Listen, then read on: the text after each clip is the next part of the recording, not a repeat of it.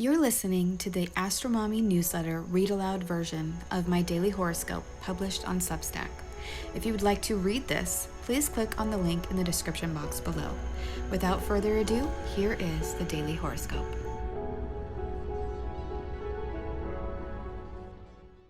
Moon finishes in Capricorn and conjoins Pluto before entering into Aquarius. Deep emotions come bubbling up to the surface.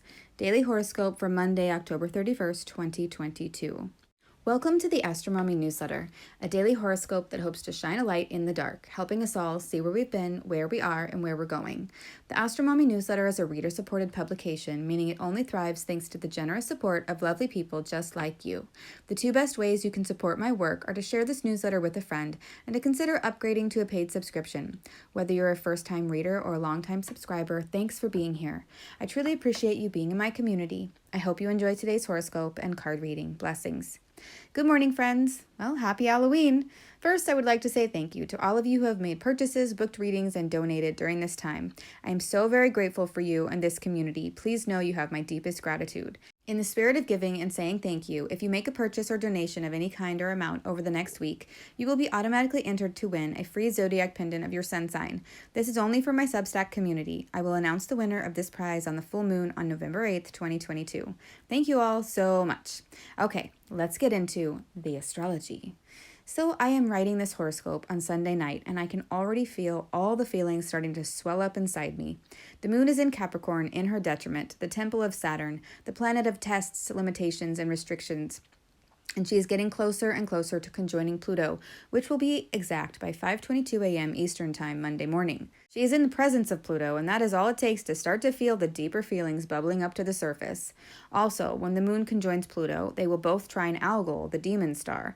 This has been happening every time the moon conjoins Pluto at this 26th degree of Capricorn for many months now. I have noticed that this is a time when people, including myself, seem to lose their heads emotionally. 2 months ago, when the moon conjoined Pluto on September 7th, I was having one of the most emotional days that I have had in a while. I couldn't even do the recording because I was just crying and crying. So I am trying to write out this horoscope on Sunday night so that I can take tomorrow off from writing if necessary. Maybe I can use the astrology and what I've learned about myself from following the cycles of the moon to my own advantage. If the emotion ocean takes me down and you all don't hear from me on Tuesday, now you know why. These Moon-Pluto hard aspects, including the conjunction, appear to affect me deeply.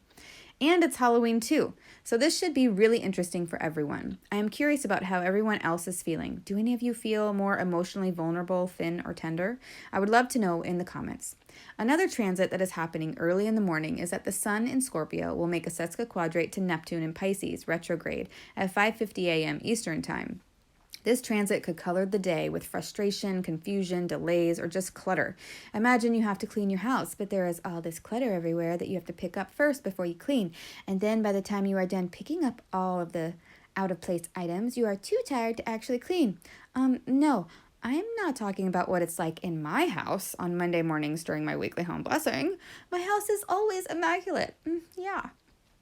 Sarcasm is my love language. The moon will enter Aquarius today at 11:42 a.m. Eastern Time.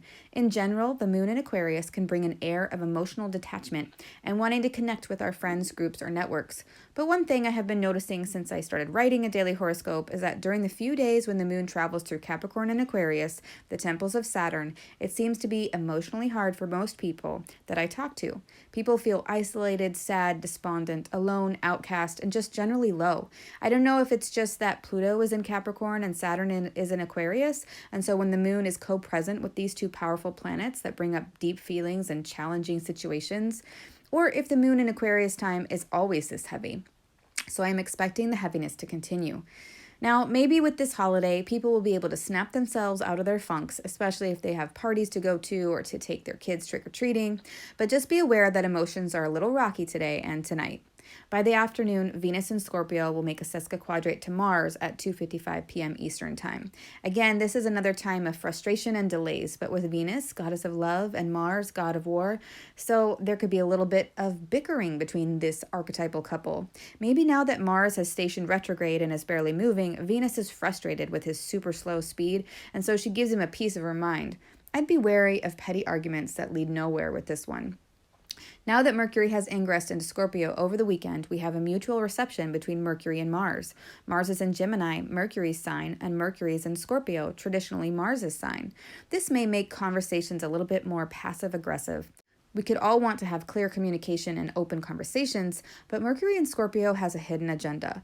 Not that Mercury in Scorpio is manipulative, but that Mercury in Scorpio knows how to lead a conversation in the direction that he wants it to go for the desired outcome.